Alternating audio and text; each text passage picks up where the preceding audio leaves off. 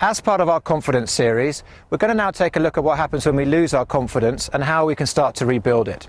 In a moment, we're going to ask Lottie Clay to come through and jump through this exercise so we can demonstrate what we're talking about. But before I start that, I want to explain a bit more about what happens when we lose our confidence. Firstly and fundamentally, we tend to elaborate a little bit too much and overcomplicate what we're trying to do. Often what the horse needs is just quite a concise, simple message in what we're asking it to do. And anything where we get a lot of adjustment happening through as we approach the fence can often be very misleading and very troublesome both for the horse and for the rider. In a previous section, we've looked at how we change our canters and adapt our canters to give us what we need to jump a fence, and knowing what our gears of canters really are. And it's really important that we make sure that is the foundation of what we do. If we approach the fence with too little speed or too much speed, and we don't have the horse in the collected place we need it, that's where things can go wrong. And it's important that the rider understands that.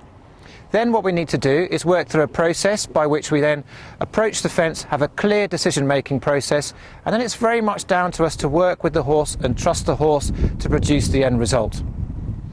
Now, I want to make it perfectly clear that you might see things during this which you think from a horse training perspective are not possibly ideal. But I'd like to remind everybody that what we're doing here is dealing with the rider. And at the end of the day, we expect and understand and hope that the rider will be making clear decisions and then giving those to the horse so that everything can work in a very precise fashion. So with that in mind, what we've done here is basically set up a very simple exercise where we have these two posts here, which are 4 strides away from the fence, 2 guiding posts which run down towards the fence, and then obviously the simple cross pole at the bottom. Now the idea of this is very simple. These posts here are to make the rider have a clear decision-making point. We want the rider to be able to see what they're trying to do in terms of strides towards the fence, but give them a very visual understanding of where that point is, so they're quite clear in their mind about when that needs to happen. The posts are very simple. They allow the rider to basically line the horse up with the fence so that we're in a position where we know exactly how we're coming to the fence, so we get a good line to the fence. And then simply we're asking the rider then to sit up and be nice and comfortable, maintain the canter of the horse to the fence and to jump the fence.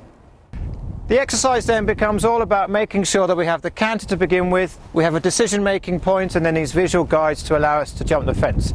So we're going to ask Lottie now to come through to the fence and we'll see how she gets on.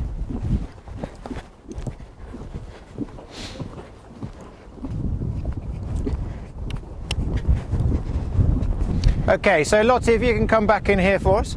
Would it be fair in saying that got a little bit tight towards the end there? Yeah.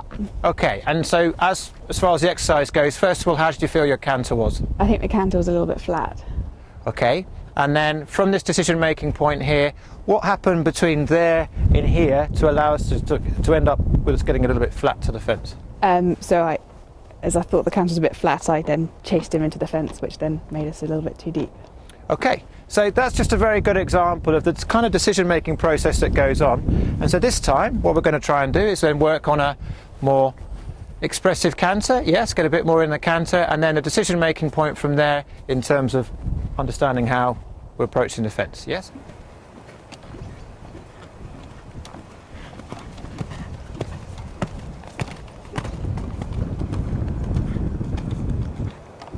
So Lottie, come back in again for us then. And how did you find that? I think that one was much better. It's like increased the impulsion in the canter, but kept him a little bit more collected, and then just left him into the fence and didn't chase him in. And so from your point of view, when you got to this point, were you confident that you had what you needed to approach the fence? Yeah. Okay, and that's a very important point. Again, it's because we've got the canter right.